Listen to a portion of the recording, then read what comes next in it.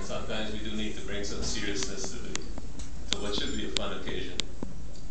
But the seriousness is some advice that I have mainly for the younger ones, because there's little that I can tell you, auntie, I know that. And what I'm going to say is really about appreciation of what we have and what is coming. Today in church there was a young child that was crying at times and making some noise and very playful. And I remember being in church, young too, and hearing children scream and cry. It always annoyed me. I just, I don't keep quiet so you could hear the sermon or whatever. But I learned of a proverb, an African proverb, that said the screams of young children are joy to an old man's ears. The shrieks and screams and cries of children are a joy to old men's ears. But I imagine back in the day they weren't, didn't know all this thing about women's liberation and equality and so on. So that really should be old people's ears. And I think the importance of it is that though we may be 90 and growing older, that those shrieks remind us that the future is secure. That there'll always be Chungs and Owenses and whomever there may be, part of the nation continues. I think that's important to understand. People who know me know that I'm a big cricket fan. And you know that in the 90s, all the batsmen get very tentative. They'll be playing strokes all the way up to 90. And then when they get to 90, they go back into their shell because they all want to get to 100.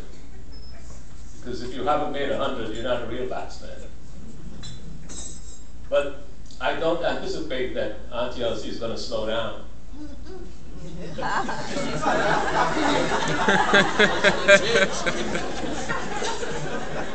Because it seems to me that the real batsman gets to where he's going, or she's going, playing the way she got there.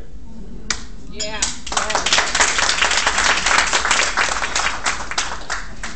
And we want to remember you.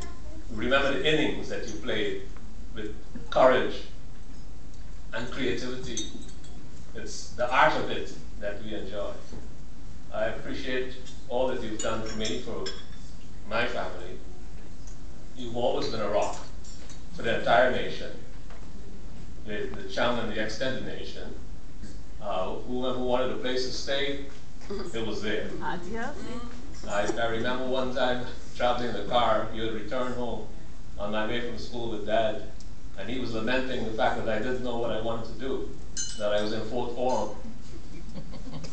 And he was complaining to you that, certainly you should know what you want to do by now, that I should know. And I really didn't, but just to get the conversation on to the next level, I said, I'll be a chemical engineer or something. But I remember you keeping very quiet, which is not usual for you, Auntie. And I took that to mean, and I've interpreted that to mean over the years, that Clermont, you could do whatever you want to do. Whatever you want to do is cool with me. And I always took it to mean that, I understood it to mean that, and I've always lived with that. And I hope that I could impart the same for my children and the other young folks. And I hope that young child continues to cry and shriek so that I may feel good. Kind of like a live stream.